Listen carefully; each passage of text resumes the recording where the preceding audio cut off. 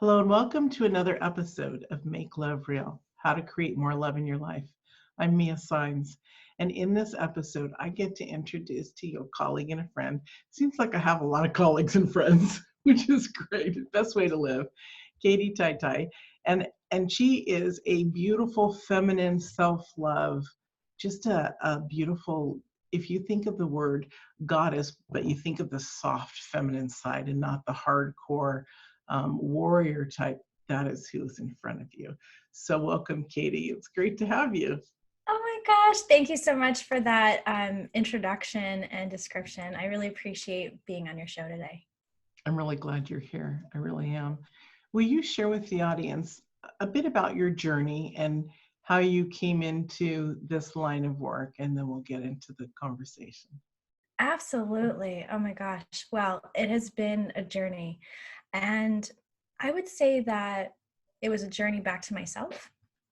And it was a journey that I had to experience maybe some challenging times in my life in my mid-20s, realizing that I was completely disconnected from my pleasure and my joy and my femininity. And what I ended up realizing through many different events and circumstances and my own personal development and growth was that what was powerful for me was getting back in touch with myself and my natural feminine power, and how that really expanded my life. So as a result of doing a lot of that work, I ended up finding out, wow, there's way more possible for me. I had been capping myself at a certain limitation up until that point. And when I really came back to myself is when things in my life expanded. So I was able to manifest all sorts of great opportunities, money, promotions, relationships, deepening relationships with existing people that were in my life. Life became beautiful again, and so that has been part of my journey. And then of course, because I was able to create this, I was like, wow, this is amazing. Like, I got to share this with everyone. And that's when I decided I wanted to become a coach. So here I am. I love that. And the word that keeps hitting me over and over again is capping. You were capped and you just wanted to take it off, right? Yep. And when we think about that wording, we think about what's the most beautiful cap there is. It's on a firework, right? You light it, you take the cap off, you light it, and it just goes up in the air with all these glorious colors. So yes, I love it. So much sparkle with that. And you and I were talking before, we'll call it the green room, about pleasure and bringing it, actually when you also interviewed me on one of your shows, about bringing pleasure into things like making it fun, being creative. You want to talk about that? Because our human spirit needs that so much. Oh my gosh. Yes, and thank you for bringing that up. Pleasure is so huge. It's actually very powerful. Pleasure is powerful, especially in feminine beings and women. But the issue is that we currently live in a society that may cap that or may attempt to cap that in so many of us. And so the challenge I often find ourselves in is that we kind of are bucking the system in a way when we embrace our full pleasure. But when we do that, we become super powerful, because if some of your listeners may be law of attraction followers as well, when we are experiencing pleasure, we get into a really high vibration, and that makes so much more spiritual manifestation possible. So from that point, it's a really good practice. And also because I think people really love being around happy people. And when you're experiencing pleasure more often than not, people just want to be around you because you're magnetic. Because they're like, oh, I want some of that, right? And so that's really powerful as well, just from a practical standpoint. I want some of that. I love that. Yeah, you do. You got it. That's the curiosity that you and I were talking about before. And pleasure and curiosity, really, they're sisters when you think about it, right? Because if we weren't curious about the sensual or pleasurable atmosphere, we wouldn't move forward. And also the other way, curiosity brings that essence of connecting to self. What makes me happy? What feels good? I love that. I just love that. That's fabulous. Yeah. And one thing I want to share about curiosity, because I love that, and that's that curiosity, we all have masculine and feminine aspects within all of us, right? And that feminine aspect that exists within us has so many different qualities, right? So some of that is receptivity, collaboration, that feminine intuition, that connection with that heart space, and that curiosity. And what I love about that is that there's really like a vulnerability and an act of surrender there. It's like I'm allowing myself to be pulled to something that's triggering something in my mind right now. It's like, oh, what's that? And I'm going to allow myself to be pulled to it. I'm going to allow myself to be magnetized to it, just as I allow other things to be magnetized to me. It's so fun. It's powerful. It Yeah. really is. To understand our human essence, we are human, and Yes. how we can actually do that and create that is beautiful. So we know that pleasure is one of the ways in there, and so is curiosity. You want to talk a little bit more about how we can pull that magnetizing effect in to draw people in? Yes. So, and this is an aspect that I teach about is feminine influence and magnetism. So thanks for asking about that. Oh my gosh. Where to begin? There's so many things I want to say. So when it comes to our pleasure and our curiosity, really when we follow that feminine side of us and we say, I'm going to allow myself to explore my desires, I'm going to allow myself to explore my pleasure, we live in a world where there's infinite ways to explore this, right? We're kind of like little Dora the Explorers, like going out and experiencing life. And you and I had a really interesting conversation about this earlier. We're talking about the power of being open to explore and learn and to sometimes fall down and get up, and things are even better when we're looking at the world from our new lenses. When we go through experiences. And so I think that the more that we can kind of embrace life, and like, okay, so this is one aspect I want to share too. I tend to, talking about pleasure and the senses, this is really important. So grabbing all the five senses and beyond that, and really exploring them. And if you can do it all at once, it's even better, because then you're kind of lifting yourself into a really high vibration. But also exploring new things. So what I've noticed is that I tend to have a few go-to things that I really like. I'm like, oh, I really like this type of chocolate. You ever have one of those things that you're just like obsessed with and you kind of like can't let go of? A lot of things. Okay. For me, I know what I want. Yeah, you do. You know what you want. You're a woman who knows what she wants, which is so rad. For me, like I like these pastries that I really like from this place that I go to. And sometimes a stretch for me is actually finding the new thing. It's like, what do I already love right now? How can I experience even more of that to create even more joy in my life? And how can I keep stretching myself? What's new and good that I can try? I'll tell you something that brought me a lot of joy that I tried last year on my birthday, which is riding a hot air balloon. Ooh, cool. I have to tell you, have you ever done it? No. It was so cool. It was so cool. And I was grinning from ear to ear when they were setting up the balloon and they were taking it down, and the whole experience was absolutely magical. And it just brought a whole new perspective to my joy and my pleasure. And it grew me as a human being having that experience as well. And so I have to say, I'm sorry, the whole hot air balloon, I'm triggered. you're triggered. Is it scary to think about? Well, I have a height phobia. Oh, okay. I become frozen. But I have talked myself through it, because I used to ski black diamonds, and I used to, and sometimes I would actually get there and not be able to move, and have some foreigner, who is happily, skiing in Oregon, take me down the hill like a little baby. And then there are times when I would hit it like a pro. So when you said about the hot air balloon, I'm like, I have to do that. I do. But then I saw a show recently. I'm going to give her a little bit more time, everybody. They're like, hey, you're taking her time. Called The Aeronaut. And it was fabulous and amazing. They were measuring space for the first time in distance. I saw that movie. Yeah. And so that's what came up when you talked about the hot air balloon. Oh my God. That movie was amazing. By the way, everyone go watch that movie. Please, it's so good. But it was scary. It was a little traumatizing. It was amazing for the human spirit, wasn't it? Yes. What we can do when we love, I can bring anything back to love, but literally what we can do when we love enough someone else to risk going up to that top of the balloon as everything's frozen and everybody's dying because there's no oxygen, and doing what we can do to open it up. And then, it just, it goes on and on. It was Oh brilliant. my God. No, what you said is beautiful, Mia. It's really an analogy for life. When you love someone enough to take the risk to do the thing. And I think the challenge for feminine beings and women, and just that aspect of the feminine that's inside all of us humans, is to to risk following the desire and the pleasure to the unknowns so that we can grow into even deeper love for ourselves. That's When you beautiful. ask a lot of people out there, like, what do you desire?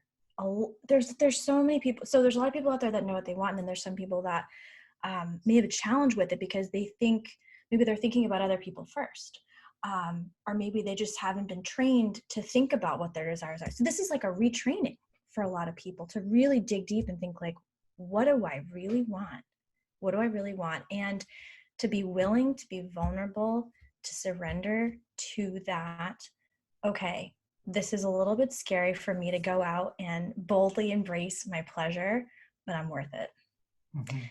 And that's a practice as well. So, whether it's a hot air balloon or whether it's a piece of chocolate, or if it's a meditation session where you're going to be in a really relaxed space afterwards and just, whatever that is for you, I would say the invitation would be to explore it and to It's it's deepen into that.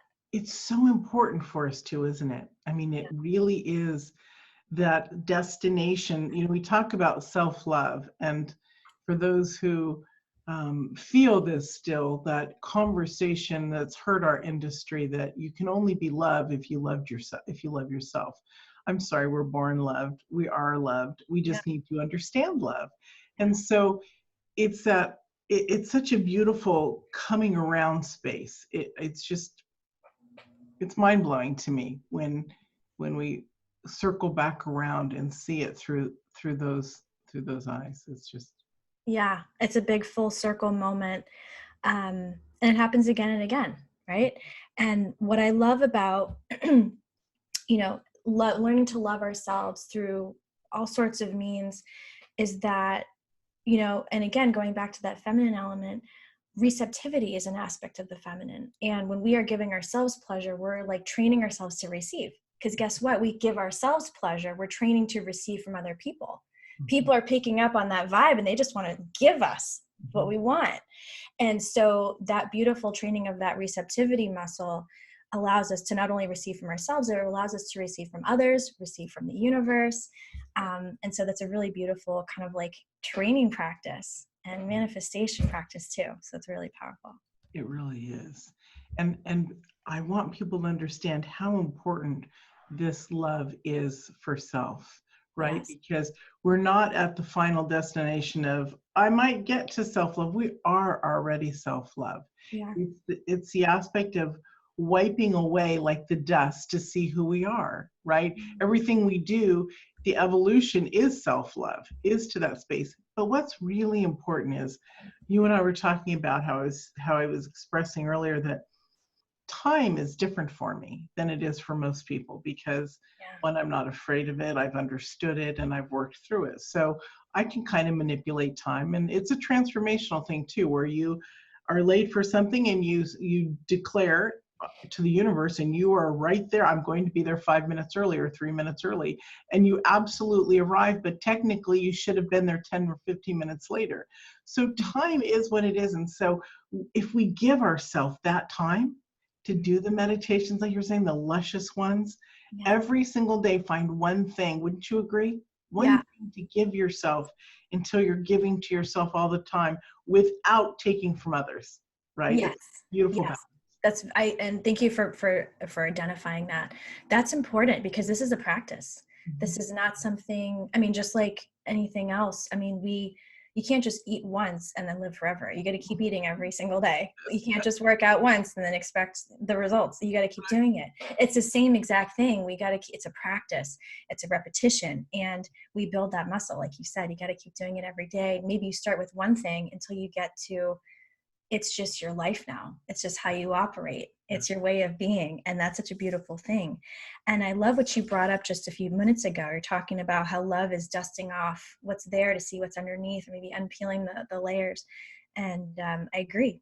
And I think that it's a remembering. And we were talking about this topic earlier, and I really love that.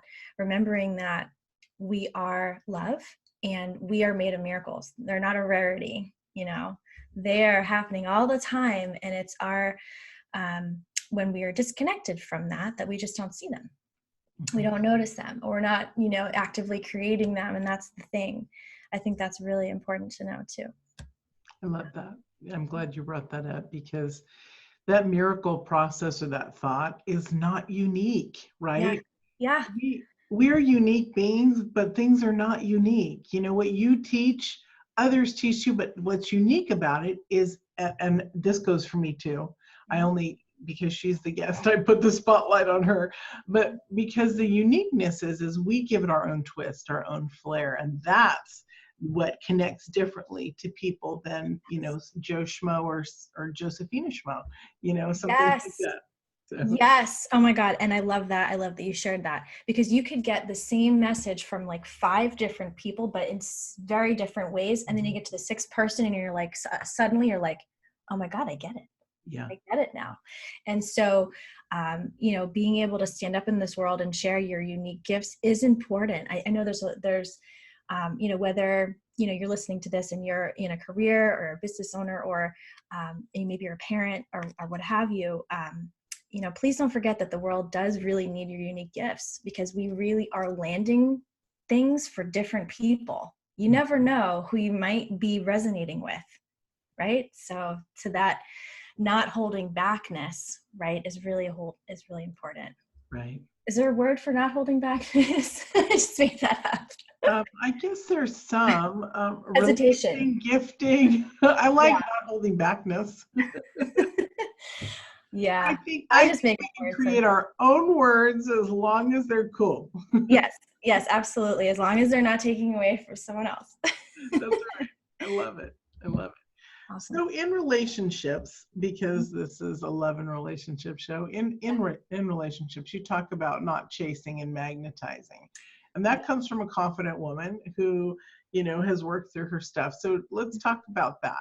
What does that look like? Oof, that is such a juicy topic. And I want to share this too, that women do this in multiple ways. If we're talking about women magnetizing a partner, it really is a practice of letting go, identifying what you want, getting clear about it, getting high vibe, getting in that really good pleasure mode, and then letting it go and not chasing it. Because what ends up happening is, if you're a feminine being trying to attract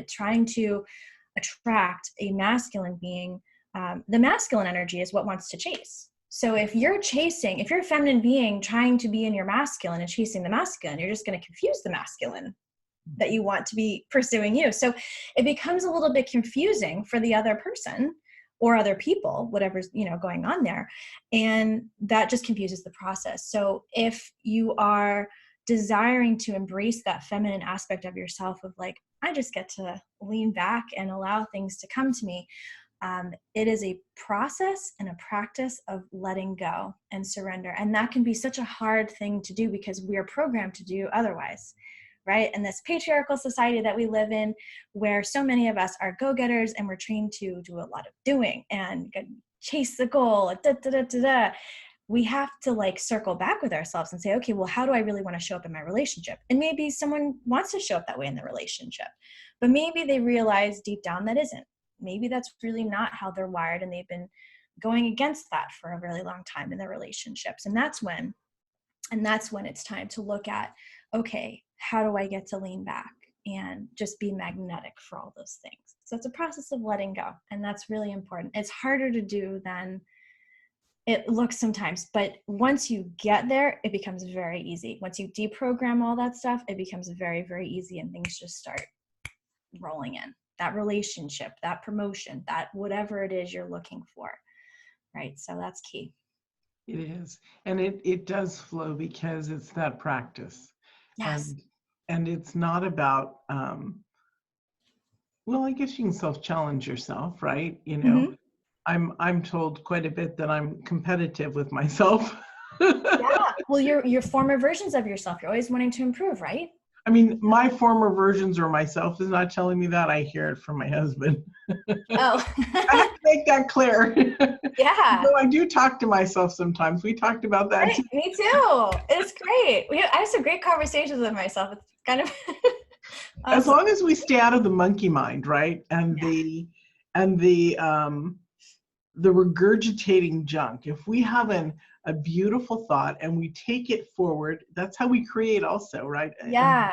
is that kind of talk. And I just brought that up about the monkey mind because there is a huge difference between communicating with yourself on an evolved level and getting into the regurgitation of he said, she said, within yourself. Some people can spend, I used to, a week on one conversation, Yeah. it and beating it up until I didn't, Yes. And which is not a rehashing. depressing thing too, right? It takes us from, well, not even masculine, feminine, but definitely out of that, um, uh, I don't know if the word is victim or if it's whatever. Yeah.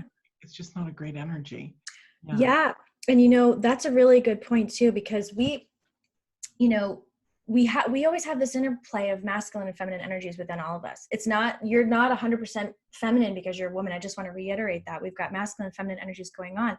And actually one key thing that you can do in your masculine, which Mia, you just beautifully brought up, is stopping the negative thoughts, having the structure and the boundary to say, you know what, I realize that I'm in my monkey mind right now. I've reviewed this conversation about 50 times. It's not really helping me. It's not making me feel good. And I want to feel good. So what am I going to do right now?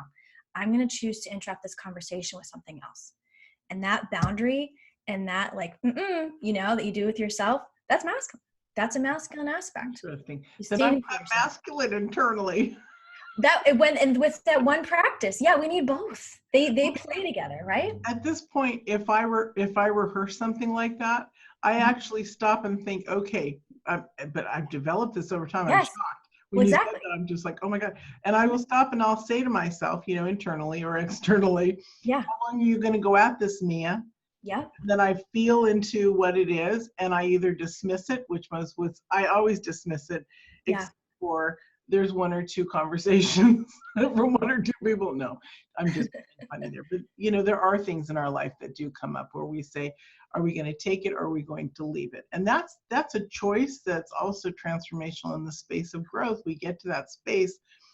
Everything's our choice. We get to choose. Do I want to stir up the muck and the mire, or do I want to stay on the clean side of the street? And it's Yeah. hard, but once you stop and look at it and literally completely step away from that space, Mm-hmm. what you're looking at it's very odd at first, but it's so rejuvenating that you literally kind of sprout new wings into a new direction. Now, you can take it further or you can stop and go backwards again to where you were, where you regurgitated all the time. We Yeah. have these choices. Yeah. Yeah. We have these little cha-cha moments too. And I love that you brought that up. We're not always moving forward. Sometimes we're moving back so that we can propel, Yes. snap like a rubber band. Right. And sometimes we have these regurgitative moments or these moments where we're like, am I regressing? What's going on? But we need that so we can finally learn the thing that we need to propel us forward, which is beautiful.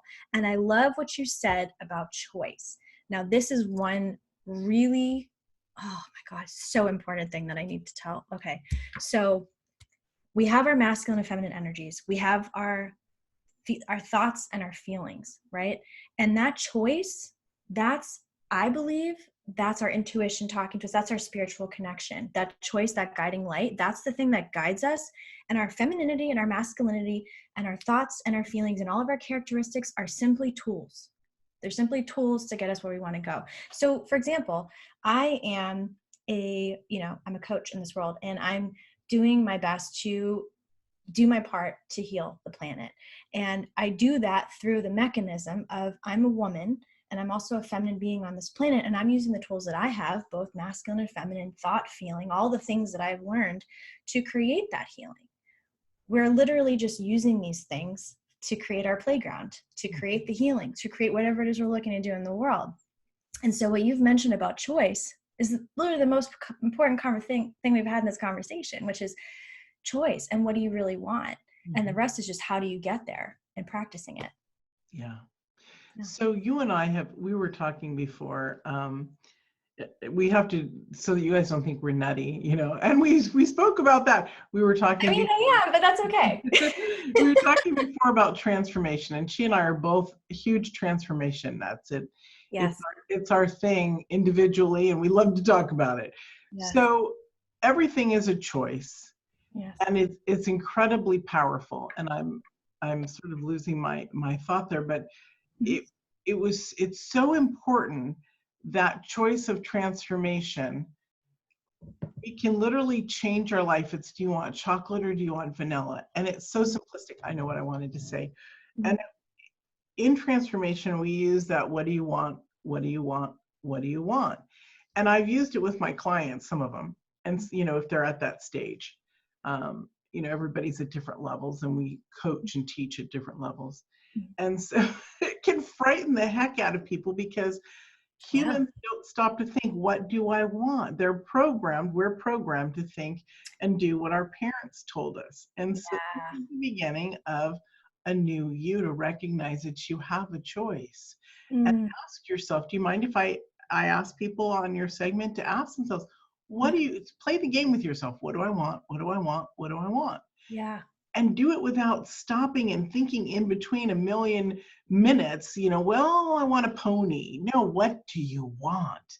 The most amazing thing comes out when you do that. What do you want? I've heard people in their 70s, women, men, I want sex, because they hadn't had it in so long. And that was a deep desire. Well, that will, whether, they went home to have sex with their partner or whatever, that's not important. What is important is, it was a recognition, a breakthrough. Yes. Yes. And I love that you shared that. It is a breakthrough. And, to me, it's the breakthrough between, okay, what is everything around me, society, friends, culture, relatives, whatever, what are they telling me that I can have, maybe that I've taken on as a belief, versus what can I actually have? Sometimes there's a big difference, right? So it's going from, what do I think I can have, to what can I actually have that I know, that I can identify that I want. A lot of people don't allow themselves really to identify it. And, they're not realizing that they're not allowing it. And it's not anyone's fault at all. It's just, we've been programmed to think this is all I can have, but that's not true. And that, right? And that's a really beautiful thing, once you can really grasp, wow, I can literally have almost anything I want. And that's cool. I wouldn't use the word almost. There you go. Hey, because that's a limiting belief right there, right? It is. I think I just had a breakthrough, Mia. Thank you. Yeah. It's amazing, because when we take those spaces and we just pull them even further, how much can we stretch this? Who are we? It's a beautiful transformational mental space to be in. And actually, I think we need to change the title of this show, something about transformation, because this is very powerful. Most people don't understand the processes of transformation. They've heard the word, it's become an iconic word in our society, mainstream, but what does it truly mean? And it is a huge gift that most people don't understand. It sounds like you're moving a truck from one space to another. Yeah, that happens too in transformation, right? But really, what we care about is how it changes us from humans, or as humans, on an individual level. Yeah, and I think too, realizing that it's for anybody who wants it. I think there might be some people that look at, transformation and think that's for someone else. That is so easy to say about so many things, but it is, I believe it's for everyone who wants it. And that's the key thing. Just like the choice of what you think you can have versus you can have anything. It's just going for it. Right. And Nike has that beautiful, oh, sorry, go ahead. No, I was just saying, isn't it fear that's stopping them? Yes. To seek what it could feel like, right? Because it's the unknown. Yes, it is the unknown. And to go full circle, that's the whole element of surrender. People think, okay, and I want to actually real quick do like a redefinition. There are some words in the English language that I don't think are properly defined. Surrender is one of them. I think a lot of people look at the word surrender and they think, ooh, isn't that bad? You know, isn't that like the white flag of war or whatever? No, I mean, actually surrender can be the most powerful thing ever. Because, you know, what you're saying is basically, okay, I know what I want, or maybe I think I know what I want. But guess what? There's an infinite power out there called the universe or God or whatever you want to identify it as. And it knows even more than I think I know. Mhm. And so to give yourself up to that power when appropriate, when, you know, it makes sense, that can actually be the most powerful thing you can do for yourself. It And is. so there's nothing bad about surrender when you look at it from that lens. It's actually the most powerful thing you can do. What a misconception we have about it. Well, in healing, it's the most powerful thing. Right. As we surrender into what the process is for us to heal, that's where the magic is. After Yes. my mom died, I went so low because I finally decided, last person alive above me, besides my siblings, I'm going to face this. Yeah. And I literally kept saying, I'd get up in the morning, I'd go outside and look at the lemon and peach trees and talk to the little squirrels. Bless you. Thank you. And I would say, I'm going to surrender into this. Mm. I would just do that. In breath work, we had this release where we just kind of drop down into our body. Mm-hmm. And it was just like that. And so it's a beautiful thing. It's a beautiful thing. Yeah. Wow. Thank you for sharing that. We Yeah. are way past our time, but this was Yeah. so good. I didn't even notice. Yes. But I love talking with you. we'll have to do this again. Yes, Sure. we really do. Oh, thank you so much for having me. I really appreciate it. It's Thank you. beautiful. Will you give us to tell everybody about? I don't want to let you go yet. Oh, yes. Share about your free gift. Of course, of course. So my free gift is it's a quickie. It's a quiz actually, and it's called "What is your feminine influence archetype?" And it can be found on my website. And it's called my website is katietiti.com. That's KATIETITI.com, and it's a beautiful way to kind of playfully and lightly get in touch with the aspects of yourself and the personality types that you have, to allow you to really see some of your gifts in this feminine influence realm. I had a lot of fun putting it together, and I hope you really have a lot of fun I'm exploring going to play with it. it. You gonna? Yeah. Let me know you have to let me know which of the archetypes you are when you're done. I will.